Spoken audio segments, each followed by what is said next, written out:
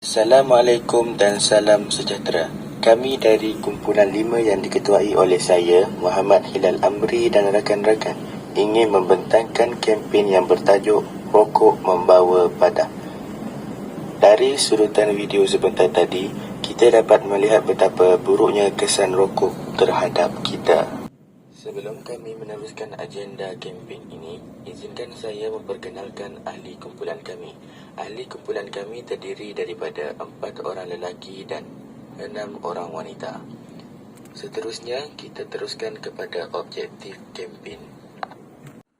Objektif kempen kita pada kali ini ialah memberi pengetahuan dan kemahiran untuk perokok berhenti merokok. Yang kedua, memberi rawatan dan pemulihan kepada perokok yang ingin berhenti merokok. Yang ketiga, memberi kesedaran kepada perokok tentang bahaya merokok. Dan akhir sekali ialah menggalakkan dan memberi motivasi kepada perokok daripada kembali merokok. Sebelum kita pergi dengan lebih lanjut, eloklah kami menerangkan apa itu rokok. Rokok itu apa ya? Rokok ialah tembakau yang dibaluti berbentuk silinder sama ada daripada kertas maupun daripada pelbagai jenis daun yang berukuran antara 70mm hingga 120mm dengan diameter 10mm. Ia berlainan mengikut negara. Terdapat 7,000 bahan kimia yang diguna pakai untuk menghasilkan sebatang rokok. Bahan kimia tersebut adalah seperti cat, racun dari egzos kereta, amonia iaitu bahan pencuci tandas dan sebagainya. Terdapat banyak faktor yang menyebabkan gejala merokok. Antaranya daripada pengaruh ibu bapa. Ibu bapa memainkan peranan yang penting dalam membentuk anak-anak sejak kecil lagi. Jika tersalah langkah, ia boleh menjadi punca kanak-kanak terlibat dengan rokok. Sebagai contoh, sekiranya mereka melihat bapa atau ibu dia merokok sejak kecil, lama-kelamaan mereka akan merasakan merokok adalah suatu kebiasaan dan bukan kesalahan. Yang kedua adalah daripada pengaruh rakasbaya. Waktu remaja adalah waktu kritikal di mana seseorang mula mencari identiti dan mengenal erti kehidupan sebelum menginjak dewasa. Hal ini kerana golongan remaja juga antara golongan yang mudah terpengaruh.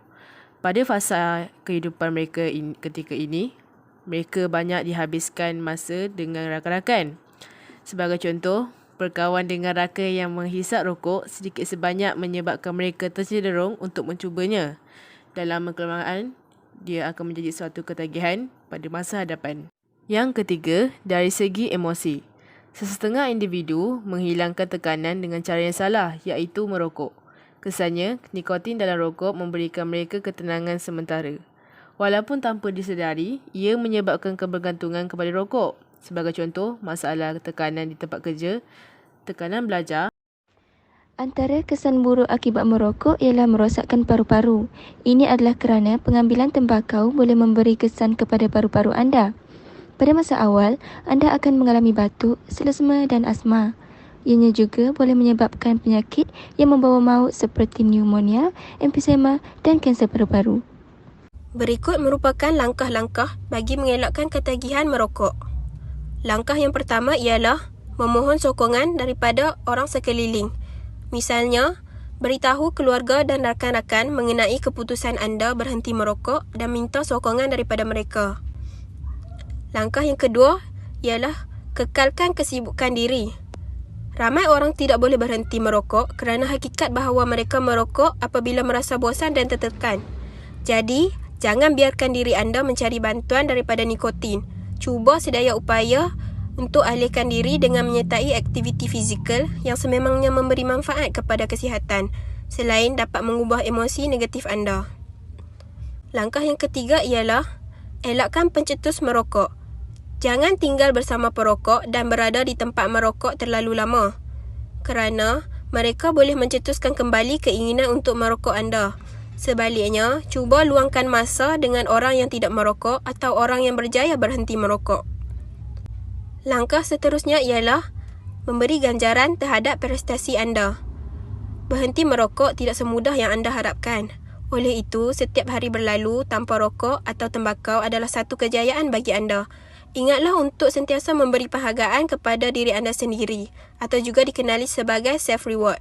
Dengan wang yang biasanya anda habiskan ini untuk merokok, anda kini boleh membelanjakannya kepada perkara lain yang lebih perlu. Akhir sekali, amat wajarlah kempen ini dilakukan bagi membenteras gejala ini. Ayolah sama-sama kita bersatu membenteras gejala ini. Katakan tidak pada rokok. Sekian, terima kasih.